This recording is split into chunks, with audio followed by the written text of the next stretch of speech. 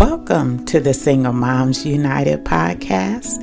If this is your first time listening, welcome. If you're a repeat listener, thank you. This podcast has been developed to motivate and encourage the single mom. It's not how you arrived at the title, but what you do with it.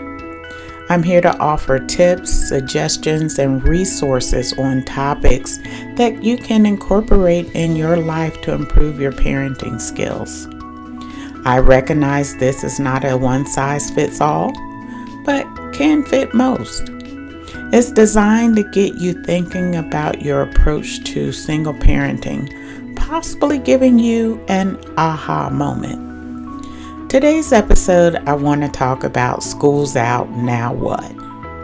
For the past 9 months, there has been consistency related to knowing where your kids are each day, allowing you to adequately plan your day, and having a set schedule makes life so much easier, not only for you, but for your kids.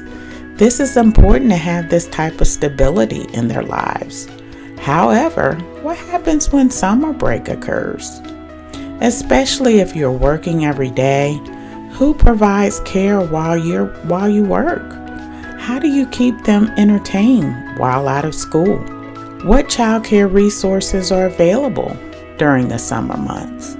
Well, ladies, I'm glad you asked these great questions. If your child is over the age of 10, then the good news is they can probably stay home alone while you work.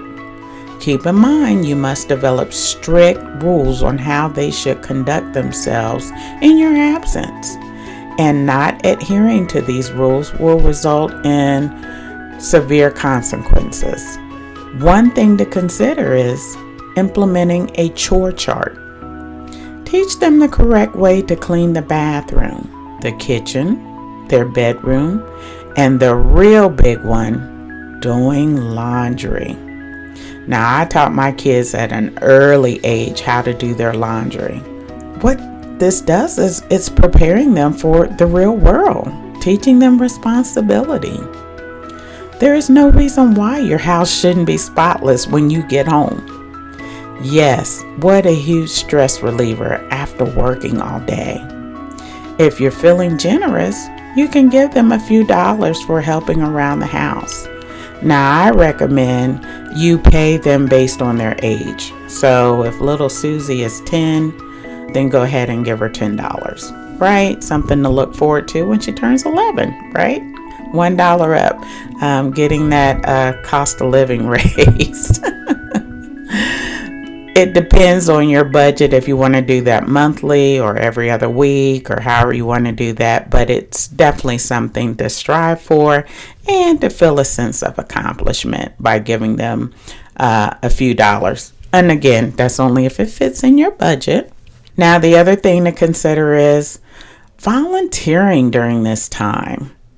Kids at this age, they have so much energy and they need to use it in a positive manner.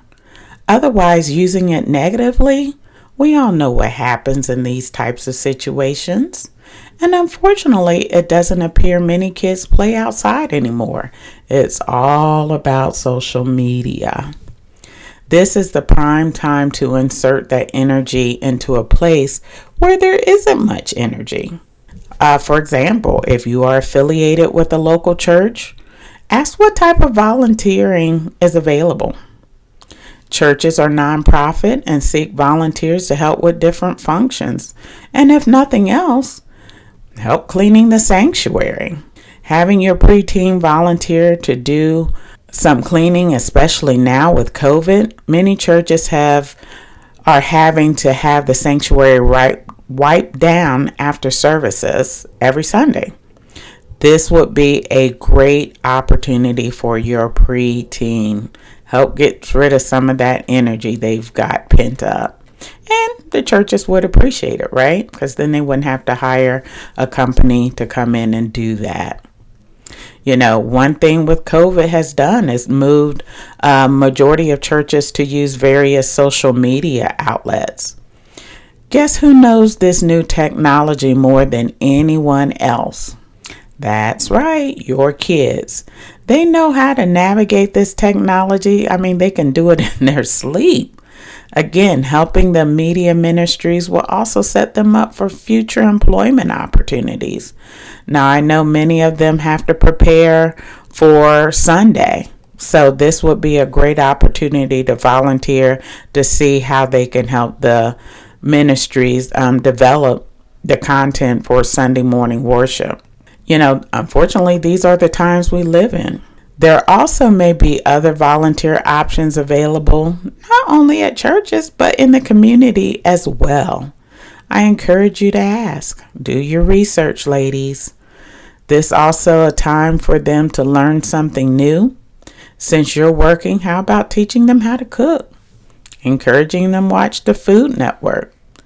There are some great cooking shows they could learn from. Long story short, your child or children should be learning during this time off from school.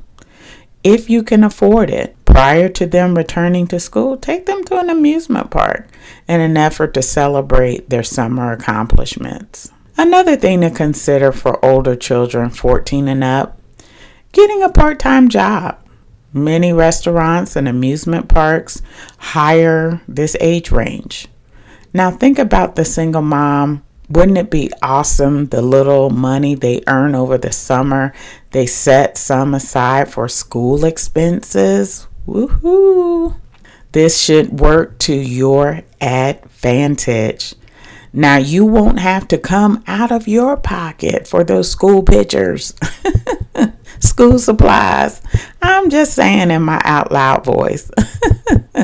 Both of my kids started working at an early age at a fast food restaurant.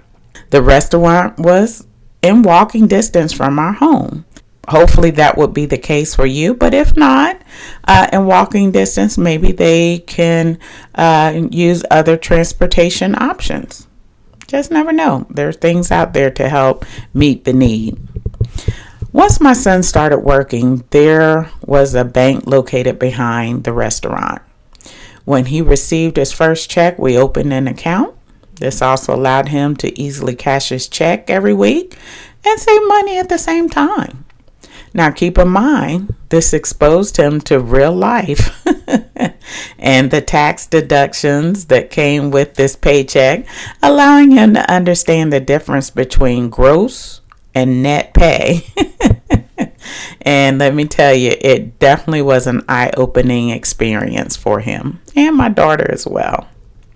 For children under 9, there isn't a lot to say. They should be able to be learning during the same time as well. Many of the things I mentioned earlier about the older kids related, meaning cleaning around the home. Yeah, I would say they can start that as well, but maybe on a smaller scale, smaller level. This could also be an opportunity to reinforce some of the subjects they struggled in during the school year. You could ask the teacher for tips and resources regarding that particular subject and how you can help increase their knowledge. As far as care for the younger kids, if you are working and on a budget, then you can ask a relative to watch them for you. If you can afford childcare, then you might want to research summer camps in your area. Also, for smaller children, an activity you can consider is buy a large flower pot and potting soil and some seeds. Allow them to plant and cultivate the seeds. This will be such a big accomplishment for them when they see the vegetables grow.